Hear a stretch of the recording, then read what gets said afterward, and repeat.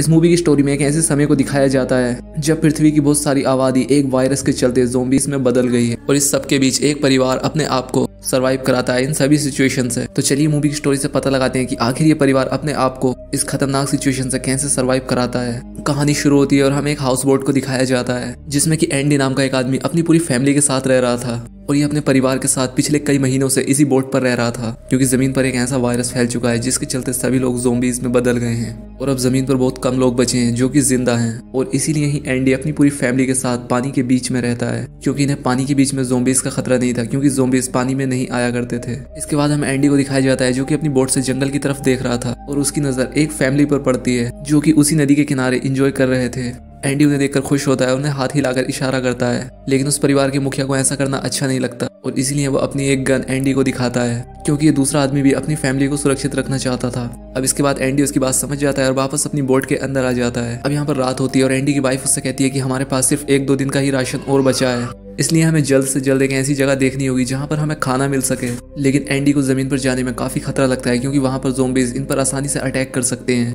अब सुबह हो जाती है और हमें धूमी नाम की एक लड़की को दिखाया जाता है जो कि एक पेड़ के ऊपर रह रही थी। इसके बाद हमें उसे अपने पैर में पत्ते बांधते हुए दिखाया जाता है और वो अपने पैरों पर पत्ते इसलिए बांध रही थी ताकि ज़ोंबीज उसके पैरों की आवाज़ न सुन सकें और वो अपने आप को ज़ोंबीज से सरवाइव करा सके। अब क्योंकि धूमी के पिता भी एक ज़ोंबी बन चुके थे और वो अपने ज़ोंबी फादर को एक गड्ढे में रखा करती थी और वो दिन में जंगली जानवरों का शिकार किया करती थी और रात को उसने अपने फादर को खिलाया करती थी क्योंकि धूमी अपने फादर से बहुत ज्यादा प्यार किया करती थी क्योंकि उसे ऐसा लग रहा था कि शायद उसके फादर समय के साथ ठीक हो जाएंगे। इसके बाद हमें एंडी को दिखाया जाता है जिसे पानी में एक बोट पलटी हुई नजर आती है। अब इसके बाद एंडी अपनी एक छोटी बोट लेकर उस बोट के पास जाता है ताकि इसे शायद उस बोट में कुछ खाने के लिए मिल जाए। अब एंडी उस बोट के अंदर आ जाता है और यहाँ पर आकर वो देखता है कि इस बोट के अंदर बहुत सारा खाना था। अब इस खाने को लेकर वो अपनी बोट पर आ जाता है और अपनी वाइफ को बताता है कि हमें इतना खाना मिल चुका है जिससे कि हम 3 महीने तक आसानी से खा सकते हैं। जब रात को एंडी सो रहा होता है तो उसकी वाइफ सोचती है कि क्यों ना वो भी बोट के अंदर जाकर कुछ सामान ले आए और इसीलिए उसकी वाइफ उस बोट पर चली जाती है। अब वो अंदर आकर यहाँ पर कुछ ढूंढ रही होती है तभी उसे बोट के अंदर से एक आवाज सुनाई देती है। अब ये सुनकर वो समझ जाती है कि शायद बोट के अंदर कोई ज़ोंबी है। अब वो जल्दी से यहाँ से भागने की कोशिश करती है लेकिन वो जैसे ही बाहर आने वाली होती है वो ज़ोंबी उसे पकड़कर अंदर खींच लेता है, लेकिन फिर भी वो किसी तरह से अपनी जान बचाकर उस बोट से बाहर निकल आती है और वापस अपनी बोट पर आकर बाथरूम में जाकर बैठ जाती है। और जब एंडी की आंख खुलती है तो देखता है कि उसकी बच्ची बहुत रो रही थी। अब वो अपनी बच्ची को उठाता है और देखता है कि बोट पर बहुत सारा खून बिखरा हुआ है और ये सभी खून बाथरूम की तरफ जा रहा है। दूसरी ओर उसकी वाइफ भी दिखाई नहीं दे रही है। अब यहाँ बाथरूम में आकर देखता है कि उसकी वाइफ घायल हो चुकी है क्योंकि उसे उस ज़ोंबी ने काट लिया है। अब एंडी अपनी वाइफ को देखकर समझ जाता है कि वो अगले 48 घंटों के अंदर एक ज़ोंबी में बदल जाएगी क्योंकि एक ज़ोंबी के काटने के बाद इंसान 48 घंटों में चेंज हो जाता है। लेकिन एंडी को यहाँ पर फिर भी एक उम्मीद होती है कि शायद वो अपनी वाइफ को बचा ले और इसलिए वो अपनी उस छोटी बच्ची और अपनी वाइफ को लेकर जमीन पर आ जाता है ताकि वो जल्द से जल्द किसी सुरक्षित जगह पहुंचकर उसका इलाज करा सके। जब ये लोग वहां से थोड़ा आगे बढ़ते हैं तो रास्ते में उन्हें बहुत सारी गाड़ियां नजर आती हैं। अब इसके बाद एंडी की निगाह एक कार पर पड़ती है जो कि बिल्कुल सही होती है। अब एंडी कार के पास आता है लेकिन वो देखता है कि कार के अंदर फ्यूल ही नहीं है। अब एंडी इस गाड़ी में फ्यूल डाल रहा होता है तभी वहां पर एक ज़ोंबी आ जाता है लेकिन एंडी उसे देख लेता है और ये पूरे परिवार सहित गाड़ी में बैठकर वहां से निकल जाते हैं। अब रास्ते में एंडी की वाइफ उससे गाड़ी रुकवाती है ताकि वो अपनी छोटी बेटी के कपड़े चेंज कर सके, लेकिन वो ऐसा करते हुए नीचे गिर जाती है और बेहोश हो जाती है। जब एंडी की वाइफ को होश आता है तो वो उससे कहती है कि तुम मुझे छोड़कर यहाँ से चले जाओ क्योंकि वो जल्द ही ज़ोंबी बन जाएगी और इससे उन दोनों को भी खतरा हो सकता है। लेकिन एंडी अपनी वाइफ को समझाता है कि वो जल्दी ही हॉस्पिटल पहुंच जाएंगे और तुम वहां पहुंचकर ठीक हो जाओगी। अब इसके बाद एंडी अपनी वाइफ को कार में बैठाता है और इसके बाद वो हॉस्पिटल के लिए निकल पड़ते हैं। अब रास्ते में जाते हुए उनके कार के सामने एक ज़ोंबी आ जाता है जिसके चलते एंडी की कार डिसबैलेंस हो जाती है और वो पेड़ में जाकर ठुक जाती है। अब एक्सीडेंट होने के बाद एंडी कार में ही बेहोश हो जाता है लेकिन जब उसे होश आता है तो वो देखता है कि उसकी वाइफ अब पूरी तरह से एक ज़ोंबी बन चुकी थी और इसके बाद वो एंडी पर अटैक कर देती है जिससे कि वो एंडी के हाथ पर काट लेती है। लेकिन फिर भी एंडी किसी तरह से अपनी बेटी को कार से बाहर निकाल लेता है और इसके बाद वो अपनी वाइफ को भी मार देता है। अब इसके बाद वो अपना हाथ चेक करता है और देखता है कि उसके हाथ पर उसकी वाइफ ने काट लिया है और इसलिए अब वो भी जल्द ही ज़ोंबी बन जाएगा। एक समय ऐसा आता है जब वो हार मान लेता है कि अब कोई फायदा नहीं है क्योंकि अब ज़ोंबी बनने के बाद वो अपनी बेटी को भी काट लेगा और इसीलिए वो खुद को मारने की भी कोशिश करता है। लेकिन इसके बाद वो अपनी बेटी की तरफ देखता है जो कि अभी काफी मासूम और छोटी थी क्योंकि उसे जंगल में कोई भी आसानी से मार सकता था। अब क्योंकि एंडी के पास 48 घंटों का समय था क्योंकि इसके बाद ही वो चेंज होगा और इसीलिए वो अपनी एक घड़ी में 48 घंटों का टाइम सेट कर देता है और अपनी बेटी को लेकर एक सुरक्षित स्थान के लिए निकल पड़ता है। तभी वो उस ज़ोंबी को देखता है जिसकी वजह से उसकी गाड़ी का एक्सीडेंट हुआ था। तभी थूमी नाम की लड़की वहां पर आ जाती है और वो कहती है कि उसके फादर को मत मारो। इसके बाद थूमी अपने हाथ को काटती है और उसके हाथ से निकलने वाले खून के पीछे पीछे उसके फादर चले जाते हैं। अब एंडी फिर से किसी सुरक्षित जगह के लिए यहाँ से निकल पड़ता है। अब रास्ते में उसे एक छोटा सा गाँव मिलता है। अब उस गाँव के अंदर जाता है जहाँ पर उसे एक औरत मिलती है। वो औरत आदत की काफी अच्छी थी, इसलिए वो एंडी को रात गुजारने के लिए वहाँ पर जगह दे देती है और साथ ही एंडी के जख्मों पर पट्टी भी करती है। अब एंडी सोचने लगता है कि वो अपनी बेटी को इसी औरत के पास छोड़ देगा, लेकिन बाद में एंडी को पता चलता है कि इस औरत को भी कैंसर है और वो इसलिए जल्द ही मर जाएगी और इसलिए वो अपना डिसीजन चेंज कर देता है। अब इसके बाद हमें कुछ लोगों को दिखाया जाता है जो कि ज़ोंबीज को मारते हुए जंगलों की तरफ बढ़ रहे थे। साथ ही हमें धूमी की माँ को भी दिखाया जाता है जो कि अपनी बेटी को ढूंढ रही थी, लेकिन धूमी उन लोगों के पास नहीं जाना चाहती क्योंकि उसे अपने फादर के साथ रहना ज्यादा अच्छा लगता था और उसे पता था कि अगर इन लोगों ने उसके फादर को देख लिया तो वो उसे मार डालेंगे और इसी बात के चलते वो अपने फादर को गड्ढे में छुपा कर रखा करती थी। अब इसके बाद हमें फिर से एंडी को दिखाया जाता है जिस पर कि अब ज़ोंबी इन्फेक्शन का असर होने लग जाता है। इसे यहाँ पर उल्टी होने लग जाती है और ये यहाँ पर बेहोश हो जाता है। अगली सुबह एंडी उठता है और ये देखता है कि अब उसके पास सिर्फ 32 घंटे का ही समय बचा है जिसके बाद वो ज़ोंबी बन जाएगा, इसलिए वो अपनी बेटी को लेकर तुरंत अपने आगे के सफर के लिए निकल पड़ता है।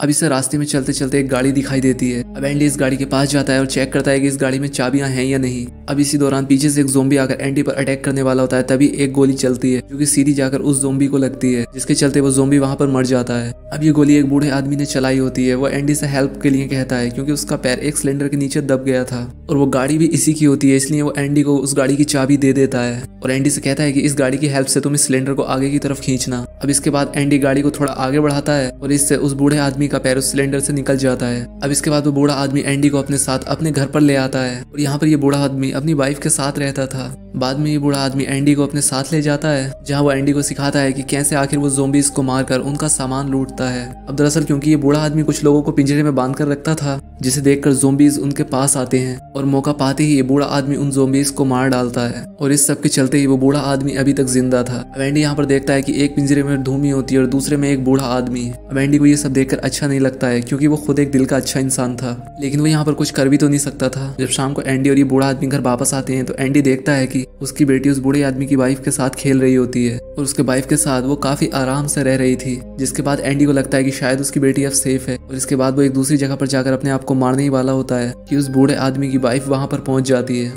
और एंडी से कहती है कि रुक जाओ, तुम्हारी बेटी यहाँ पर बिल्कुल भी सेफ नहीं है। साथ ही वो एंडी को बताती है कि वो उस बूढ़े की पत्नी भी नहीं है। उस बूढ़े आदमी ने उसे यहाँ पर जबरदस्ती कैद करके रखा हुआ है। अब ये बातें सुनकर एंडी अपने आप को नहीं मारता है। तभी वो बूढ़ा आदमी वहां पर आ जाता है और उसे लगता है कि शायद यहाँ पर एंडी कुछ गड़बड़ कर सकता है और इसलिए वो एंडी को अपनी बंदूक से मारकर उसे घायल कर देता है और उसे ले जाकर धूमी के साथ उस केज में बंद कर देता है। लेकिन एंडी काफी होशियार होता है, वो धूमी के साथ मिलकर उस केज से बाहर निकलने का प्लान करता है और जैसे ही रात को ज़ोंबीज उन्हें खाने के लिए आते हैं वो ज़ोंबीज को धोखा देकर पिंजरे से निकलकर भाग जाते हैं। एंडी सीधा पिंजरे से निकलकर उस बूढ़े आदमी के घर के अंदर जाता है ताकि वो यहाँ से अपनी बच्ची को ले सके। फाइनली एंडी ऐसा कर भी लेता है। इसके बाद वो औरत भी एंडी के साथ आती है जिस औरत को उस बूढ़े आदमी ने अपने घर में कैद करके रख लिया था। जब ये सभी लोग वहाँ से रात को भाग रहे होते हैं तब वो बूढ़ा आदमी जाग जाता है और इन सबको भागता हुआ देख लेता है। अब वो इन पर गोली चलाता है लेकिन वो गोली सीधा जाकर उस औरत को लगती है और वो औरत वहीं पर मारी जाती है। अब ये देखकर वो बूढ़ा आदमी काफी ज्यादा गुस्से में आ जाता है। ये देखकर एंडी और धूमी उस जंगल की तरफ भाग जाते हैं और वो रात इसी जंगल में बिताते हैं। वो बूढ़ा आदमी रात को उन्हें ढूंढने की भी कोशिश करता है लेकिन वो लोग उस बूढ़े आदमी को नहीं मिल पाते। अब अगली सुबह एंडी किसी सुरक्षित स्थान को ढूंढने के लिए धूमी के साथ निकल पड़ता है।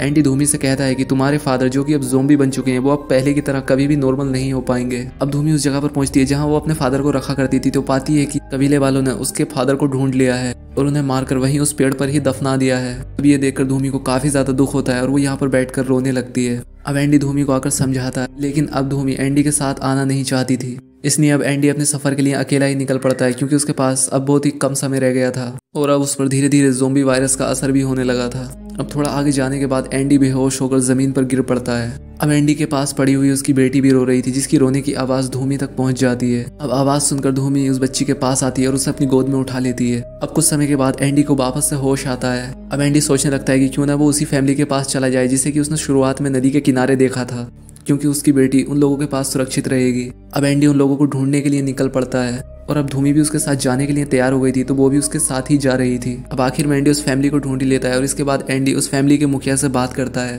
और उसे यहाँ पर पता चलता है कि उसे भी ज़ोंबी ने काट लिया है। अब इसके बाद वो आदमी एंडी को अपनी गन दिखाता है और कहता है कि इसमें 6 गोलियां हैं जिससे कि वो अपनी फैमिली को खत्म करेगा और ऐसा करने के बाद बंदूक में 2 गोलियां बचेंगी। वो एंडी से कहता है कि तुम बाद में अपनी बच्ची को और खुद को इस गन से शूट कर सकते हो, लेकिन एंडी उसे ऐसा करने से मना करता है और वो वहां से चला जाता है। अब पीछे से एंडी को गोली चलने की आवाज सुनाई देती है जिससे एंडी समझ जाता है कि उसने अपने फैमिली को मार दिया है। अब एंडी के पास कोई ऐसी जगह नहीं बची थी जहाँ ले जाकर वो अपनी बेटी को छोड़ सके, और इसलिए एंडी खुद को मारने वाला होता है। लेकिन तभी धूमी उससे कहती है कि उसका एक कबीला यहाँ से थोड़ी ही दूरी पर है और अगर तुम चाहो तो अपनी बेटी को हमारे कबीले वालों के पास छोड़ सकते हो। अब उसकी ये बात एंडी को काफी ज्यादा सही लगती है क्योंकि उसके पास दूसरा कोई ऑप्शन भी नहीं था और इसीलिए ये लोग जल्दी से उस कबीले की तरफ निकल पड़ते हैं। अब रास्ते में उन्हें एक सुरंग से होकर गुजरना पड़ता है। अब इस सुरंग में बहुत सारे ज़ोंबीज थे लेकिन ये उनसे बचते हुए आगे बढ़ते हैं। लेकिन इस सुरंग के आखिर में वो बूढ़ा आदमी मिलता है जहाँ से ये भाग कर आए थे और वो एंडी पर अटैक करता है। अब इसके बाद एंडी भी अपनी गन निकाल लेता है जिसमें अभी भी 2 गोलियां बची थी और लड़ाई के दौरान ही एंडी एक गोली उस बूढ़े आदमी को मार देता है। लेकिन इस लड़ाई में एक गोली एंडी को भी लग जाती है। लेकिन इस बूढ़े आदमी में अभी भी काफी ज्यादा ताकत बची थी। वो सीधा जाकर एंडी की बेटी को उठा लेता है। लेकिन उस लड़की का मासूम चेहरा देखकर उसे उस पर काफी ज्यादा तरस आ जाता है